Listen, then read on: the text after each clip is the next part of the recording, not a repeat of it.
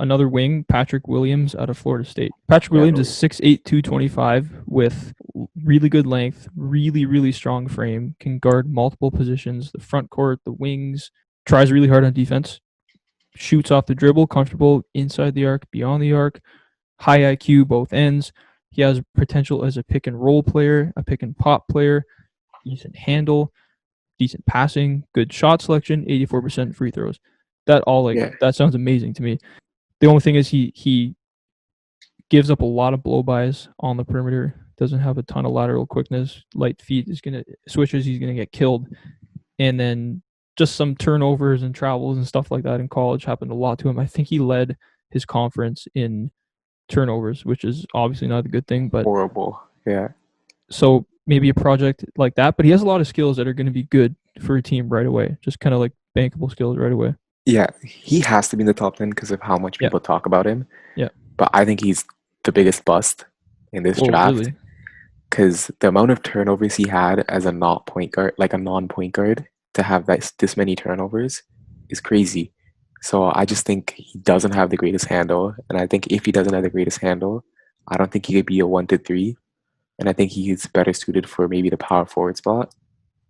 And I think he's too skinny at 225 right now for the power forward spot. Maybe add 5 to 10 more pounds of muscle. But he's just a 3 and D player in my opinion. I can't see him creating offense because of his handle.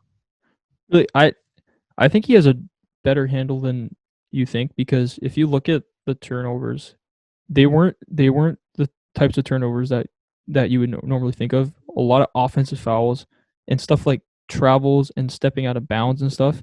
Yeah.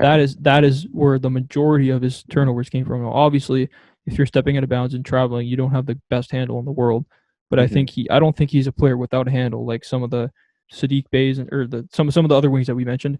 I think he Yeah. has a better handle, more potential to create his own shot, and when you are able to, he shot well from the free throw line, good shot selection, decent passer, and is comfortable shooting off the dribble. I think that's a Yeah. really big thing at his size. I think he has more potential than you think. Obviously, there is bust potential with that lack of perimeter defense, and if his Yeah. handle is just non-existent and turns the ball over, obviously there's a ton of bust potential there. Hmm. So I think of Tobias Harris when I read the good things about him. Ooh. Like if the handle gets cleaned up, if the shooting off the dribble is still there, if the shooting off the catch is still there, pick and roll, pick and pop potential, good passer, good shot selection.